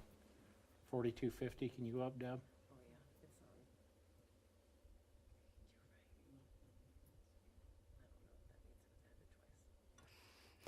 I see what he's saying. It's on the bottom of that first page and on the top of the second one twice. But I don't know if that means it was added twice into the total or if it was just the way that it was Yeah, I'm sorry, it was the code, not the amount. repairs and maintenance, 4250. So split, that's the split from the page, and the heading goes on the second one.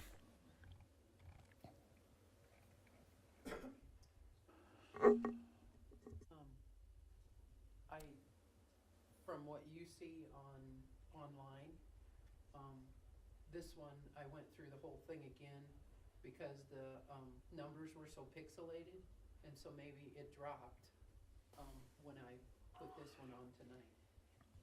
That make sense? Mm-hmm. Yeah, this presentation Deb is going to be working on throughout the week to, I just wanted to make sure it wasn't in there twice. Okay.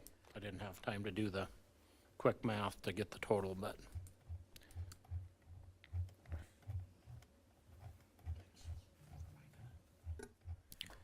any other questions?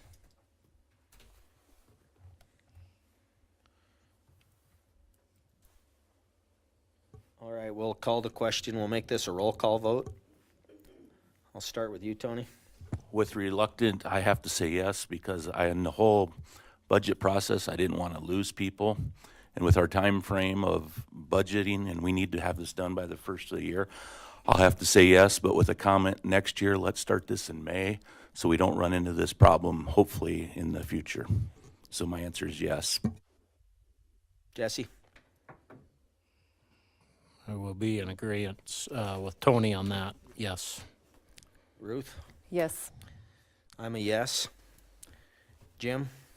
Just for the record, I certainly am also going to vote yes, but as those of us who worked on that on Wednesday, I was not in approval of cutting Tammy's position, but looking at it, I understand when we were looking for the money that we were, the Rally and Events Department was the place to find it. And when the Chamber of Commerce came aboard, that changed a lot of the complexities of what someone would do in that position. And so, though it is certainly not something I would have approved of, I still will vote yes for the first reading. All right. Nick? Yes. All right, that motion carried unanimously. That's the last item on our agenda. Double check that. Is there a motion to adjourn? I'll motion to adjourn. First by Ruth, second by Nick to adjourn. All those in favor indicate by stating yes. Yes. Yes. Meeting's adjourned. Thank you.